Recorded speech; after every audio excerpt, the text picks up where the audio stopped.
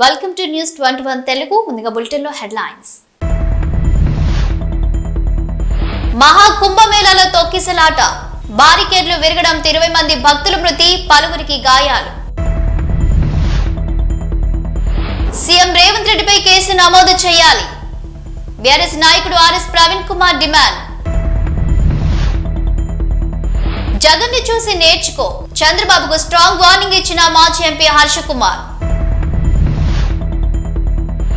సంపద సృష్టిస్తామని ప్రగల్భాలు పలికి ఇప్పుడు పథకాలు అమలు చేయలేమంటున్నారు. చంద్రబాబుపై ఆగ్రహం వ్యక్తం చేసిన కాకాని గోవర్ధన్. మహా కుంభమేళలో తొక్కిసలాట జరిగింది. మౌని అమావాస్య సందర్భంగా పుణ్య స్నానాలు ఆచరించేందుకు ప్రయాగ్రాజ్లోని త్రివేణి సంగమం వద్దకు తరలివచ్చారు లక్షలాది మంది భక్తులు. భక్తుల తాకిడికి బారికేడ్లు విరగడంతో జరిగిన తొక్కిసలాట కొందరు మృతి చెందినట్లుగా సమాచారం. అలాగే పలువురు భక్తులు తీవ్రంగా గాయపడ్డారు.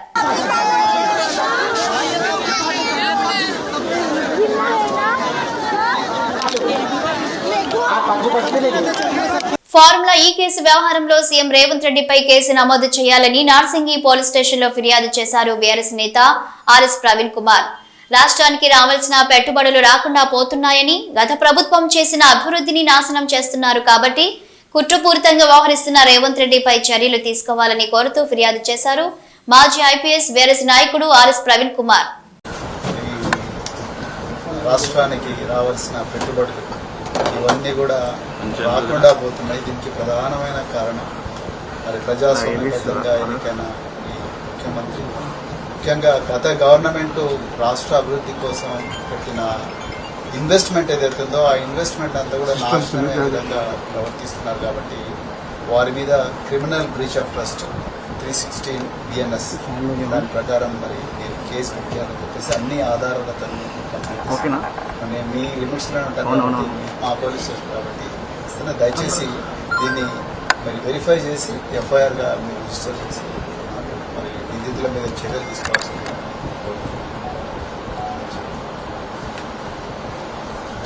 చంద్రబాబుపై మాజీ ఎంపీ హర్ష కుమార్ ఆగ్రహం వ్యక్తం చేశారు. హర్ష కుమార్ మాట్లాడుతూ చంద్రబాబు దాదాపు 15 సంవత్సరాలుగా ముఖ్యమంత్రిగా అనుభవం ఉన్న వ్యక్తిని, ఎన్నికల ముందు ప్రజలకు ఇష్టం వచ్చినట్లు హామీలను గుప్పిస్తూ పథకాలను ప్రకటిస్తారని గెలిచిన తరువాత వాటిని అటకెక్కించడం చంద్రబాబుకు పరిపాటిగా మారిందని విమర్శించారు హర్ష కుమార్. 2019లో ఖజానాను పూర్తిగా ఖాళీ చేసి జగన్ కు అప్పచెప్పారు. కొన్ని పథకాలను మీరు అమలు చేయనప్పటికే జగన్ వచ్చిన తర్వాత తాను చెప్పిన పథకాలను నిరాటంకంగా అమలు పరిచాడని అన్నారు హర్ష కుమార్. అందరికీ నమస్కారం, ప్రెస్ మిత్రులకు కూడా నమస్కారం. ఈ వీడియోని మీకు షేర్ చేస్తాను. అంటే ప్రెస్ మీట్ పెట్టాలి, కానీ ప్రెస్ మీట్ పెట్టడానికి కొన్ని పరిస్థితులు అనుకూలించలేదు. అందుకని ఈ వీడియో మీకు పంపిస్తాను. ఇది ప్రెస్ మీట్గా భావించి రిలీజ్ చేయమని కోరుతా ఉన్నాను. ముఖ్యంగా నిన్న చంద్రబాబు నాయుడు గారు ఒక స్టేట్మెంట్ ఇచ్చారు.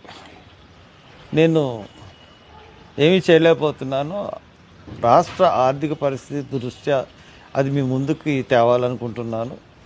నేను ఇప్పుడున్న పరిస్థితుల్లో ఏ స్కీమ్ కూడా చేయలేమని చేతులు ఎత్తేసాడు. నేను ఒకటే అడుగుతున్నాను, చంద్రబాబు నాయుడు గారు, మీరు ఇంచుమించు 9 సంవత్సరాల తర్వాత 5, 14, 15 సంవత్సరాల నుంచి ముఖ్యమంత్రిగా ఉన్నారు. మీరు అధికారంలోకి రావడానికి దొంగ హామీలు ఇవ్వడం అన్నది చాలా పరిపాటిగా మారిపోయింది. మనం రాష్ట్రం విడిపోయినప్పుడు మీరు జగన్ ఏమో ఖచ్చితంగా నేను రైతు రుణమాఫీ చేయలేనని చెప్పాడు. నేను రైతు రుణమాఫీ చేస్తానని చెప్పడం వల్ల ఆ ఒకే ఒక్క కారణంతో మీరు ముఖ్యమంత్రి అయ్యారు 2014లో. అయిన తర్వాత ఆ 2014లో మీరు కేంద్రంతో పొత్తు అన్నారు. కేంద్రం మీరు అబ్సల్యూట్లీ ఫెయిల్డ్ ముఖ్యమంత్రి 2014 నుంచి 19 వరకు. ఎందుకు నేను చెప్తున్నానంటే విషయం, that is the peak time of the all the programmes. ఎందుకంటే ప్రత్యేక హోదా, కాంగ్రెస్, ప్రైమ్ మినిస్టర్, బీజేపీ అందరూ ప్రామిస్ చేశారు పార్లమెంట్లో. దాన్ని సాధించడంలో విఫలమయ్యారు. రైల్వే జోన్ సాధించడంలో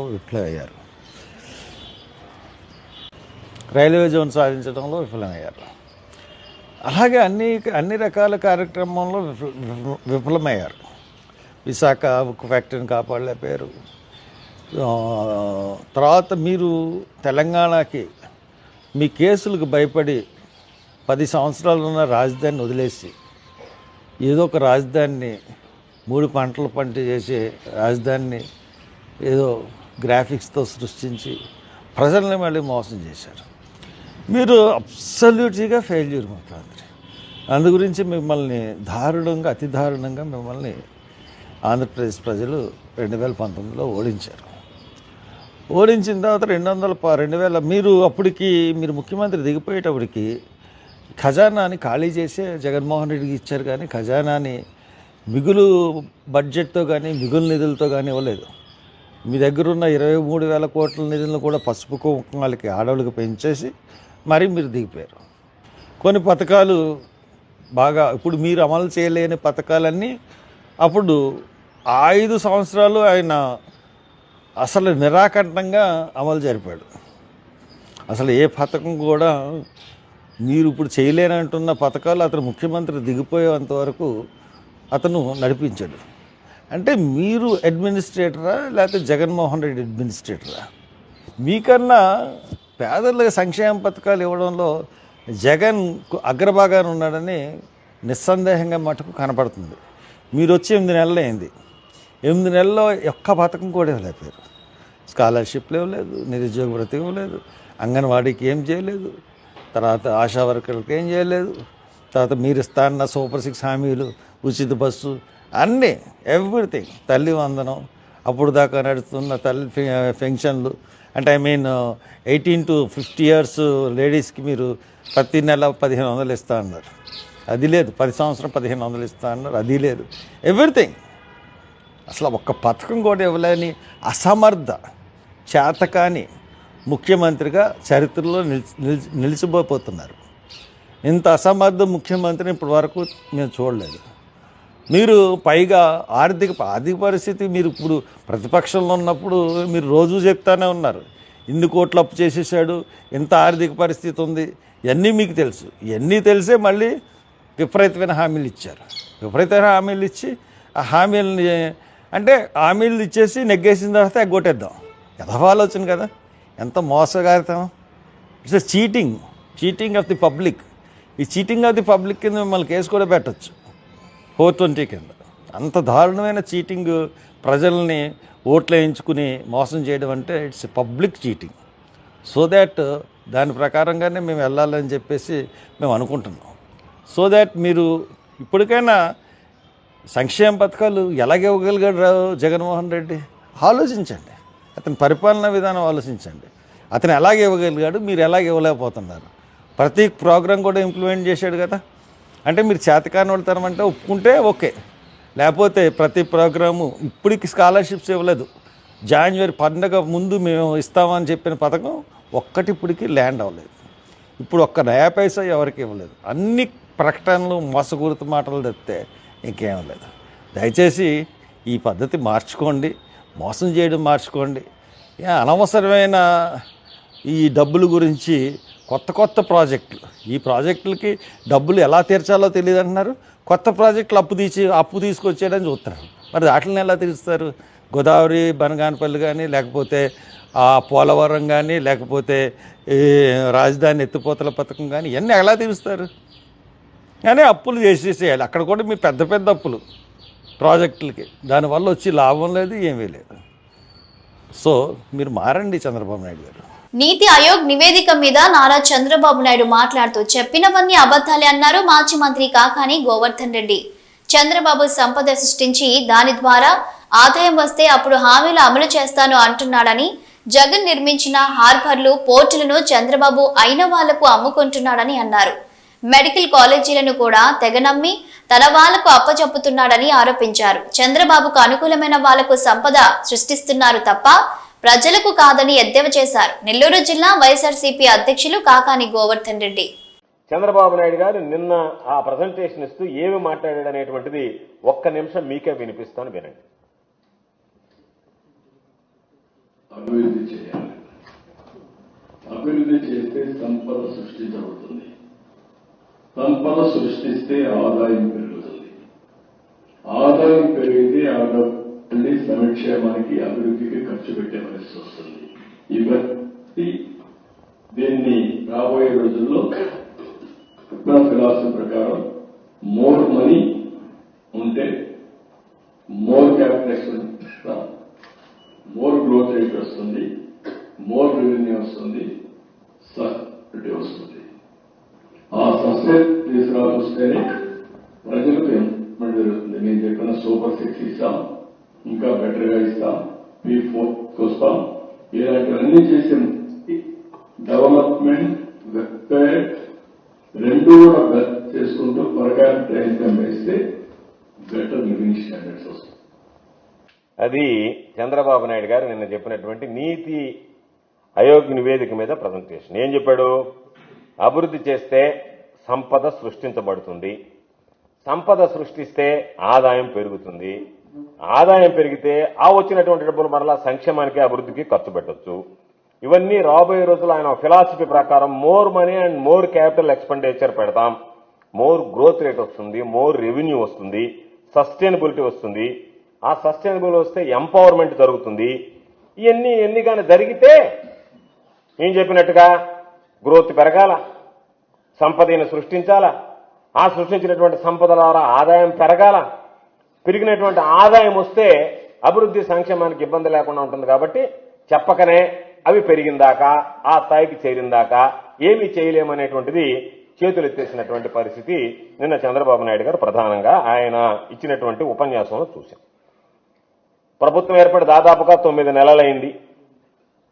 9 నెలల్లో దాదాపుగా 1,19,000 కోట్ల రూపాయల అప్పు తీసుకురావడం జరిగింది. ఈ తెచ్చినటువంటి అప్పుతో, వచ్చినటువంటి డబ్బుతో ఎంత సంపద సృష్టించారు, ఎంతమందికి ఉద్యోగాలు కల్పించారు, మీకు ఎక్కడ ఆర్థికంగా లాభం వస్తుంది, ఆర్థికంగా ఎక్కడ ఖర్చు పెడితే నీకు కలిసి వస్తుంది మీకు అనేటువంటి ఆలోచన ప్రకారం అవి చేస్తున్నారు తప్ప ప్రజలకు సంక్షేమ పథకాలు చెప్పాము, ఓట్లు వేయించుకున్నాము, అధికారంలోకి వచ్చామనేటువంటి విషయాన్ని పూర్తిగా మీరు మర్చిపోయారు. పూర్తిగా ప్రజలను మోసం చేయడానికి సిద్ధపడ్డారు.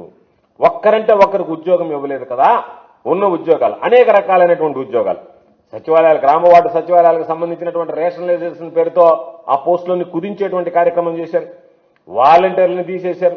ఆ తర్వాత వచ్చినటువంటి పాపం ఫీల్డ్ అసిస్టెంట్లు, ఉన్నటువంటి బెవరేజెస్ కార్పొరేషన్, ఫైబర్ నెట్ లో ఉన్నటువంటి ఉద్యోగాలు, అనేక రకాలైనటువంటి ఉద్యోగాలు, మొత్తం దాదాపుగా లక్షల మంది ఉద్యోగాలను, వైద్య ఆరోగ్య శాఖలో ఉన్నటువంటి ఉద్యోగాలు, ఇవన్నీ లక్షల సంఖ్యలో ఉద్యోగాలను తొలగించారు తప్ప మీరు తెచ్చినటువంటి 1,19,000 కోట్ల రూపాయలతో ఒక్క కొత్త ఉద్యోగం కల్పించినటువంటి దాఖలాలు లేవు. అదేవిధంగా ఒకసారి చూస్తే జగన్మోహన్ రెడ్డి గారు విజన్తో, ముందు చూపుతో సముద్ర తీరం కింద ఆధారిత ఆర్థిక వ్యవస్థలకు శ్రీకారం చుట్టి ఎన్నడూ లేనటువంటి విధంగా 3 పెద్ద పోర్టులు, హార్బర్లు నిర్మించడం జరిగింది. జగన్మోహన్ రెడ్డి గారు నిర్మించినటువంటి హార్బర్లని, పోర్టుల్ని చౌకబేరంగా మీ వాళ్ళకి తెగనమ్ముకోవాలనేటువంటి ఆలోచన చేయడం తప్ప అటువంటి సముద్ర తీరంలో ఏ విధంగా ఆర్థికంగా ఆయన అభివృద్ధి చేశాడో మనం ఏ విధంగా ఒక అడుగు ముందు వేయాలనేటువంటి ఆలోచన చంద్రబాబు నాయుడు లాంటి ఆర్థిక ఉద్దండులను తనకు తానుగా ప్రకటించుకున్నటువంటి వ్యక్తికి రాకపోవడం దురదృష్టకరం. అదేవిధంగా ఆరోగ్య రంగాన్ని చూస్తే విప్లవాత్మకమైనటువంటి మార్పులు వచ్చాయి. దాదాపుగా 17 మెడికల్ కాలేజీలు వచ్చాయి. కొన్ని మెడికల్ కాలేజీలు పూర్తయ్యాయి, కొన్ని మెడికల్ కాలేజీలు శరవేగంతో పూర్తవుతున్నాయి. ఇటువంటి పరిస్థితుల్లో ఆ మెడికల్ కాలేజీని అన్నింటినీ కూడా తెగనమ్మి తన వారికి అప్పచెప్పాలనేటువంటి ప్రయత్నం చేస్తున్నటువంటి మాట వాస్తవమా కాదా? కాబట్టి సంపద ఎక్కడ సృష్టిస్తున్నారు? నీకు అనుకూలమైనటువంటి వాళ్ళకి సంపద సృష్టించే పనిలో ఉన్నారు తప్ప రాష్ట్ర ప్రజానీకానికి సంపద సృష్టించాలనేటువంటి ఆలోచన ఏ రోజు లేదు. ఈరోజు ఏదన్నా ఉంటే మీకున్నటువంటి మీ నాయకులు, చంద్రబాబు నాయుడు మనుషులు, వాళ్ళు సంపద సృష్టించుకుంటున్నారు. ఇసుక, మట్టి, గ్రావెల్, బూడిద, మద్యం, అనేక రకాలైనటువంటి కుంభకోణాల్లో ఈరోజు వాళ్ళ ఎమ్మెల్యేలకు ఎంతో కొంత సంపద సృష్టిస్తుంది. దాని ద్వారా ప్రతి ఒక్కరు ఈరోజు నియోజకవర్గంలో ఏ కార్యక్రమం జరగాలన్నా ఆ ఎమ్మెల్యే చెయ్యి తడపందే పని జరిగేటువంటి పరిస్థితులు లేవు. తెలుగుదేశం పార్టీ నాయకులు చెయ్యి తడిపితే తప్ప ఏ ఒక్క చిన్న పని కూడా, చివరికి చిన్న లేఅవుట్ అప్రూవల్ తీసుకోవాలన్నా సరే మీ వాళ్ళు చెయ్యి తడపాల్సిందే. కాబట్టి అది ఏదన్నా బిల్డింగ్ ప్లాన్ తెచ్చుకోవాలన్నా సరే ఎమ్మెల్యేలు చేతులు దడపాల్సినటువంటి దౌర్భాగ్యమైనటువంటి పరిస్థితి ఏర్పడింది. ప్రజాభవన్ ను ముట్టడించిన డిఎస్సీ అభ్యర్థులు తమకు ఉద్యోగాలు ఇస్తామని ప్రభుత్వం కేబినెట్ లో నిర్ణయం తీసుకుని ఇప్పటికే ఏడాది గడిచిందని, ఇప్పటి వరకు అపాయింట్మెంట్స్ లెటర్స్ రాలేదని ప్రజాభవన్ కు భారీగా తరలివచ్చారు డిఎస్సీ 2008 అభ్యర్థులు. సెప్టెంబర్లో సర్టిఫికేట్ వెరిఫికేషన్ పూర్తయిందని, దాదాపు 5 నెలలుగా అపాయింట్మెంట్ లెటర్స్ కోసం ఎదురు చూస్తున్నామన్నారు అభ్యర్థులు. ఇకనైనా తమకు నియామక పత్రాలు అందించేలా షెడ్యూల్ ప్రకటించాలని ప్రభుత్వాన్ని డిమాండ్ చేశారు అభ్యర్థులు. రాష్ట్ర వ్యాప్తంగా ఉన్న 1399 మంది డిఎస్సి 2008 అభ్యర్థులు.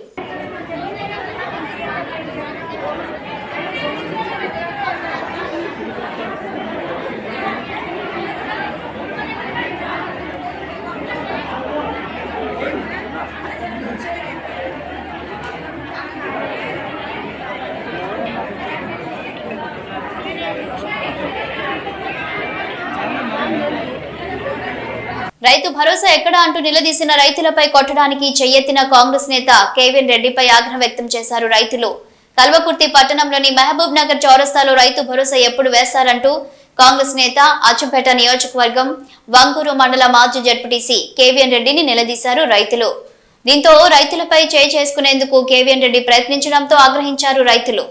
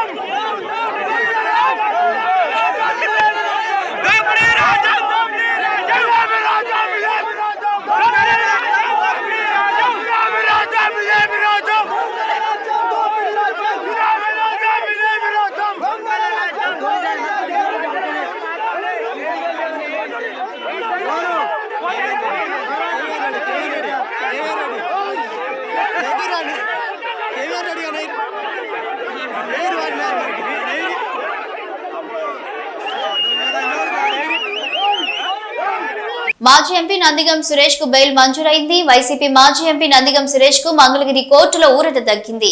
10,000 రూపాయల పూచీకత్తుతో న్యాయస్థానం బెయిల్ మంజూరు చేసింది. గుంటూరు జిల్లా తుళ్లూరు మండలం వెలగపూడిలో 2020 డిసెంబర్ 27న జరిగిన మరియమ్మ హత్య కేసులో సురేష్ నిందితుడిగా ఉన్నారు. దీంతో ఆయన పోలీసులు అరెస్టు చేయగా ప్రస్తుతం రిమాండ్ లో ఉన్న విషయం తెలిసిందే.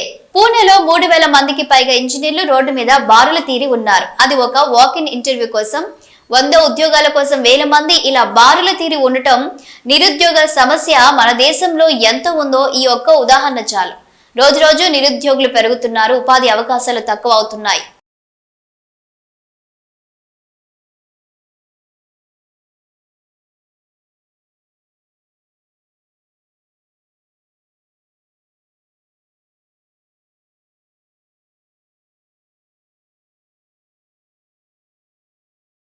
శ్రీకాకుళం జిల్లా పర్యటనలో భాగంగా శ్రీకాకుళం నగరంలోని జిల్లా పోలీస్ కార్యాలయంలో ఆంధ్రప్రదేశ్ రాష్ట్ర director general of police Dwaraka Tirumala Rao media సమావేశం ఏర్పాటు చేశారు.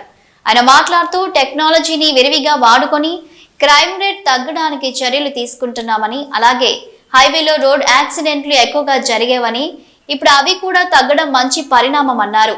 ఈ కార్యక్రమంలో డీఐజీ గోపినాథ్ జెట్టి, శ్రీకాకుళం జిల్లా ఎస్పీ కేవి మహేశ్వరరెడ్డి, ఇతర శాఖల అధికారులు పాల్గొన్నారు. చెప్పిన ఆదేశాల వరకు స్పెషల్ కోర్టు కూడా only for these offences special court ఏర్పాటు చేయడం జరిగింది. దానికి వస్తుంది హైకోర్టు పరిశీలన ఉంది. త్వరలో అది కూడా ఏర్పాటు జరుగుతుంది. అంటే ఫాస్ట్ ట్రయల్ అని ఇంపార్టెంట్ చేస్తుంటాం. అదేవిధంగా రోడ్ యాక్సిడెంట్ ఈ జిల్లాలో ఒక ప్రాధాన్యత అంశం. ఇప్పుడు హైవే మనకి ఎక్కువ ఉంది కాబట్టి దానిపైన కూడా దృష్టి సారించడం జరిగింది. క్రైమ్ అక్కడ కూడా యాక్సిడెంట్స్ తగ్గినాయి. సో ఓవరాల్గా కంట్రోల్ చేస్తూ ఉన్నాము, క్రైమ్ కంట్రోల్ చేస్తూ ఉన్నాం. రెండో ఇంపార్టెంట్ విషయం ఏంటంటే టెక్నాలజీని విరివిగా వాడుకోవడం. పూర్తిగా దాన్ని టెక్నాలజీని వాడుకోవడం అంటే అది సీసీటీవీ కెమెరాలు కానీ ఆల్రెడీ ఇన్స్టాల్ అయ్యి పనిచేయకుండా ఉన్న కెమెరాలన్నీ ఈ మధ్య రిపేర్ చేయడం జరిగింది. సుమారు 460 కెమెరాస్ ఉన్న కెమెరాలు చెడిపోయి ఉంటే మళ్ళీ అటు వెళ్ళి బాగు చేయడం జరిగింది. అవి కాకుండా సుమారు 520 కెమెరాలు కొత్తవి పెట్టడం జరిగింది. ప్రతి జిల్లాలో కూడాను ప్రభుత్వం మీదే ఆధారపడి పెట్టుకోకుండా ప్రజల సహకారంతో, దాతల సహకారంతో సీసీటీవీ కెమెరాలు ఏర్పాటు చేయాలని చెప్పి ఆలోచించారు. ఎందుకంటే అది ఒక క్రైమ్ చేస్తున్నప్పుడు ప్రతి క్రైమ్ కూడా, అది రోడ్ యాక్సిడెంట్ కావచ్చు, రోడ్డు మీద జరిగే దొమ్మి కావచ్చు, లేదా ఇస్రో చేసిన JSLV F-15 100వ ప్రయోగం నింగిలోకి దూసుకెళ్లింది.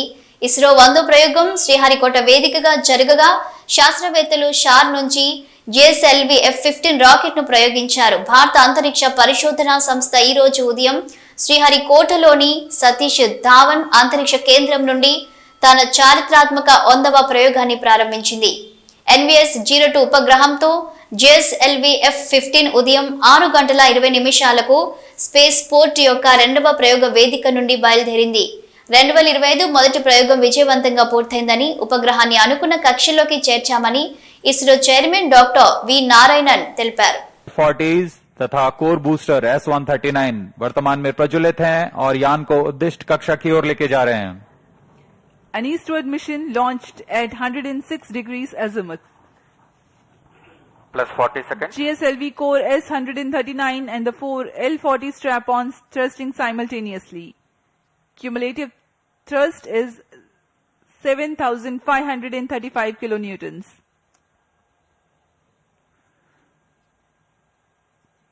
प्रथम चरण में कोर बूस्टर है जो कि ठोस नोदक पर आधारित है. कोर बूस्टर का प्रज्वलन काल लगभग 111 सेकंड का है. इसके पश्चात भी L-40 जो स्ट्रैप-ऑन बूस्टर्स हैं उनका प्रज्वलन लगभग 50 सेकंड और आगे चलेगा. इस तरह लगभग 150 सेकंड्स पर प्रथम चरण का प्रज्वलन काल समाप्त होगा. Action time for the core solid motor is 112 seconds and that of the strap-ons is 149 seconds. HTPB based propellant in S-139 and L-40s are powered by turbo-pump-fed Vikas engine based on Earth storable propellant. Shar ground station acquiring the trajectory data. S-139 stage ban out. Core booster का प्रज्वलन काल समाप्त हो चुका है. Plus 2 minutes. Step-on booster अभी भी प्रज्वलित है. इस दौरान यह लगभग 3000 किलोन्यूटन का प्रणोद उत्पन्न कर रहे हैं. Normal.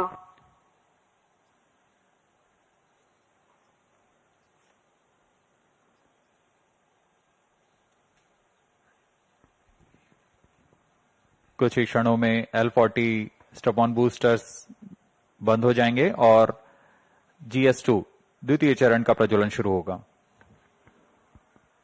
L-40 stages thrust cut off. Second stage ignited. First stage separated.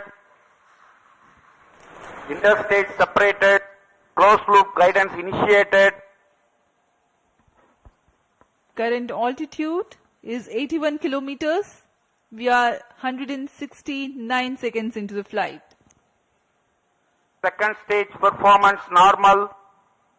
जी हाँ, जैसा आपने सुना, प्रथम चरण के कार्यकाल के पश्चात उसे यान से पृथक कर दिया गया है तथा द्वितीय चरण जो कि तरल नोदक पर आधारित चरण है, इसका प्रज्वलन शुरू हो चुका है.